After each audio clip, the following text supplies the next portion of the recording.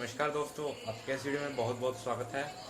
और आज की वीडियो में मैं बताने जा रहा हूं कि आप अपने बुलेट बाइक में थंब की साउंड कैसे इंक्रीज़ कर सकते हैं। जो कि दुग दुग वाली साउंड होती है वो अपनी बुलेट बाइक में कैसे इंक्रीज़ कर सकते हैं। तो चलिए वीडियो की तरफ।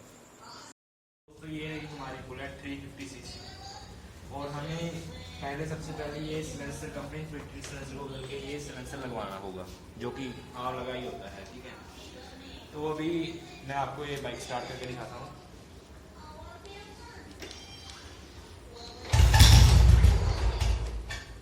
तो अभी देखिए इसकी एक्सीलेटर बहुत कम की गई है, इसलिए स्टार्ट नहीं हो रहा। ये देखो, तो इधर आइए जरा, बताते हैं हम कि एक्सीलेटर कहाँ से इंक्रीज और डिक्रीज की जाती है। तो ये देखिए, ये नट है एक,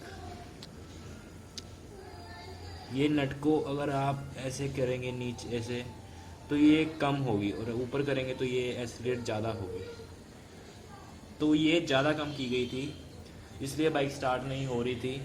और अगर आप इसको उतनी कम कीजिए जहाँ तक इंजन बंद ना हो, तब आपके लिए बहुत परफेक्ट साउंड बनेगी। तो अब आप देख लेते हैं स्टार्ट करके।